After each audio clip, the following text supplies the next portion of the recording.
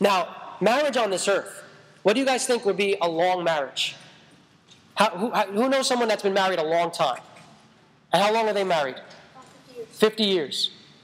Anyone know someone married longer than 50?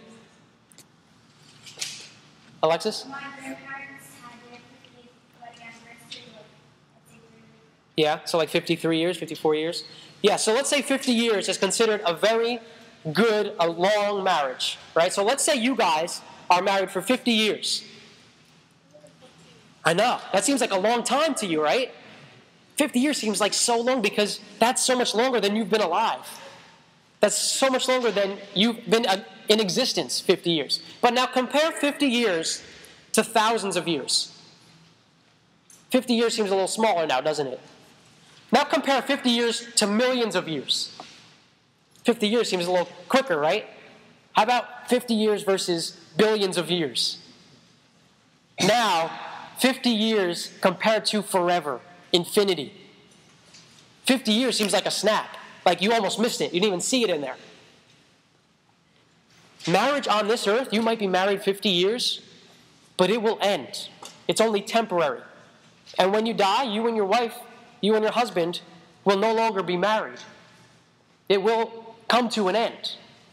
You won't be married in heaven. But when Jesus returns to marry his church, his bride, it will be forever. It will be eternal. It will never, ever end. It will go on forever. It's a much bigger picture. So marriage on this earth is this temporary, small thing compared to the big picture, of course. And it's a little representation of what that is. Now, in marriage, the husband and wife are to represent that marriage between Christ and the church to the world. And to show the world this is what it looks like in human terms, the marriage between Jesus and his people. For instance, can the church, can Christians grow spiritually apart from Jesus? No, we need Jesus to grow. We need to be constantly under his care. And that's how it is with a husband and a wife. The wife needs to be under his care, constantly with him, that she will grow.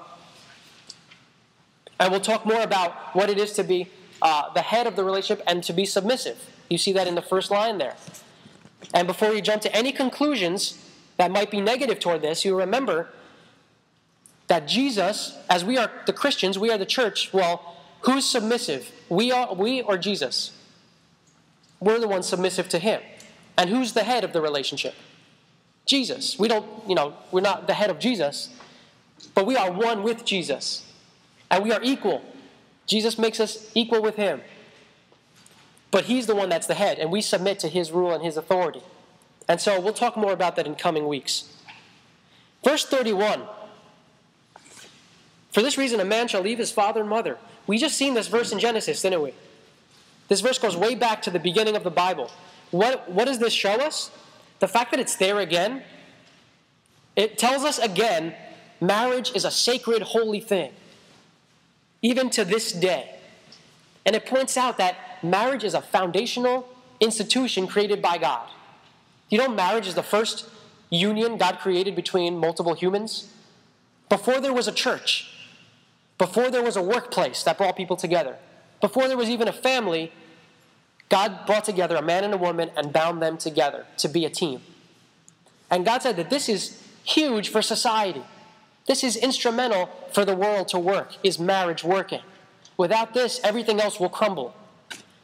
So maybe that, you might think to yourself that makes sense that, a high divorce rate in our culture and a high rate of, men that, wait until their late 30s, 40s to get married is bringing down our society in certain ways, causing what people are saying is a collapse of this society, culturally, economically, socially, and morally. Now, verse 25, here's where things get really good.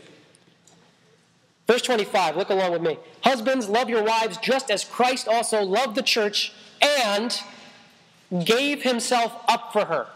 What does that mean when it says Jesus gave himself up for her? Yeah, Jesus died for her.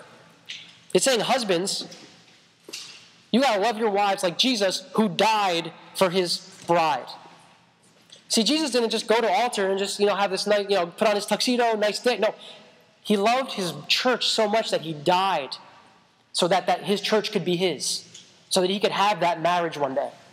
If he didn't die for that church, he could never take the church to be his one day. He could never come back for anybody. What is this saying? Marriage is an opportunity to die to yourself. Jesus gave his life for his bride, the church. Men, you are called to die to yourself and to commit your life to one woman and to serve her and to love her with all you've got and to invest your entire life in her. And your wife will come before your job. She will come before your children. She will come before everything except God. Now, women, you're not exempt from this because, of course, you represent the Christians, the church, and we know, as we've been studying these past few weeks, to be a Christian is to die to yourself and give your life completely to Jesus Christ and to submit to him. So once again, the wives have the same calling of giving their life for another person, this selfless, sacrificial giving of yourself to another person. Now, for you guys, if you're a Christian, you've already died to yourself for one person, for Jesus Christ. And now you get a chance to do it a second time in marriage. And maybe this sounds disgusting to you. Maybe you're like, die to myself? Why would I want to die to myself? Now, we're talking spiritually, of course, to no longer live for you, but to live for him, to live for her. And the world, people of this world will hate this teaching. They'll say, I want to live for myself. It's all about me. I want to live it up. I want what I want, what's good for me. Jesus says, it's not about you. That's always the message. It's not about you, it's about him. And this applies to marriage. And if you're a Christian and you've given your life away to Jesus, you found out that dying to yourself, you found life much more abundant, much better than anything you ever experienced when you were living for yourself. Because when you do things God's way, you find much joy. You find great joy in doing things the way that they were designed to be done. God knows what is best. Now let's talk about love. At least the way our culture would define love. As I mentioned last week, our culture is huge on what we call recreational dating. Dating for fun. Dating without purpose. Dating without intention of marriage. This is not only something that's not found in the Bible, it's also not found anywhere in history, even among worldly people, until recent times. This idea of recreational dating is a very new thing, and it comes out of this godless culture that we are growing up in today. It's not something you would have found 200 years ago.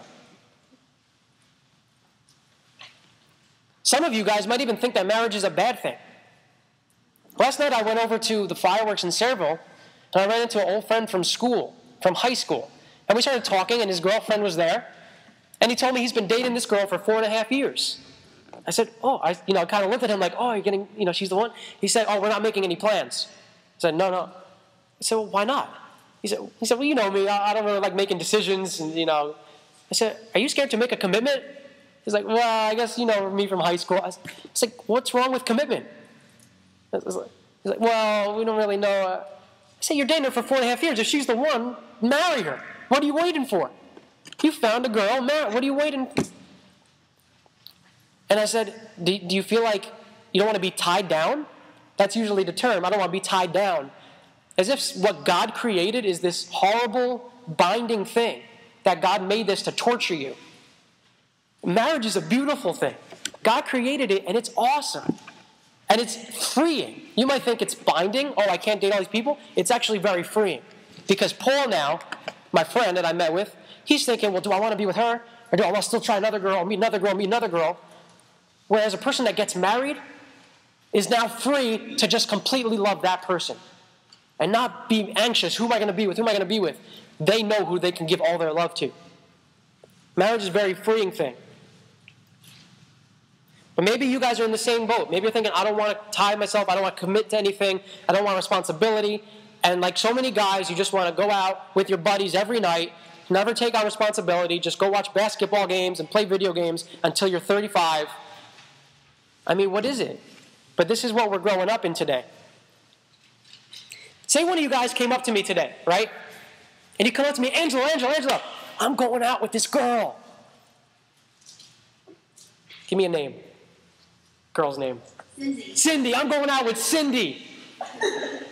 And now imagine I say to this boy now that came up to me, well, okay, how has God showed you that Cindy is the girl that you should marry? And the boy would say to me, marry? Well, I'm just going on a date. We're just going on dates together. We're not thinking about getting married. I'm only 17. Well, how has God showed you that there's a possibility that Cindy's the one that God wants you to marry? Well, I'm not worried about getting married. We're just going to have some fun and date. This is the idea that's there today. But the reality is, why are you going out with her? Why are you going out with her if there's no intention to marry her? You know why this boy is going out with Cindy? We'll get to that, yeah. And what's part of that is lust. Lust of the flesh. And what he wants is to either be immoral with her and do things that are immoral, or he wants entertainment. He just wants a good time, but no responsibility, no commitment. So he wants the privileges of marriage, the benefits that come with marriage, without the commitment of marriage. That's a very dangerous thing. Now, maybe this boy, what's the boy's name? Tom. Maybe Tom has these God-given desires to be with a girl. Maybe he's got a heartfelt passion to be with a girl, but he's seeking to fulfill these God-given passions in a way that God didn't say to fulfill them. But to just want to have fun with a member of the opposite gender and not have commitment is both immature and very dangerous. Consumer mentality. Did I put that on your sheets? Consumer mentality. I don't know if I did. Do you know what a consumer is? A consumer is a person that shops around to buy something. If you go to Walmart and you're looking for a new thing for your iPod, you're a consumer. And you go shopping and you figure out what you want to buy. What consumers are like act at something like it? To what? I thought consumers like to act at something like I don't know. In this case, it's kind of to be shopping for something, right? Yes. There's probably nothing there for a while. There's nothing there for a while. Just take notes if you want. So in our culture today, we kind of treat dating like shopping for what you want to buy. And we kind of think you got to test drive a lot of vehicles to find the car that you want to take home before you make a decision. The difference is people are not cars, they're people. And when you enter a relationship, a romantic relationship with a person of the opposite gender, every time you do that, you give a part of yourself to that person. Hands down. You give them a piece of yourself. And that person gives them a piece of you. Now what happens is, if you date a whole bunch of people in your life, what do? You give a piece to her, give a piece to her, give a piece to her, give a piece to her. And now I come to the altar before my bride, and I'm spread out all over the place, and I can't even give her all of myself, because I've scattered myself all over the place. Or, at the same time, I come to that altar to meet with her, but I don't come by myself. All the girls of my past come with me to the altar. They come with me on our honeymoon. It's a reality. This dating that's going on in our culture today is a new thing. It's not a God-given thing. It's not God's intention. It's not something even worldly people ever did throughout history. Now, people do this whole dating thing before marriage. When they're finally married, here's what happens. There's still this mentality that the relationship they're in is only temporary, and before long, they'll get to be with somebody else. See, the commitment factor just wipes away.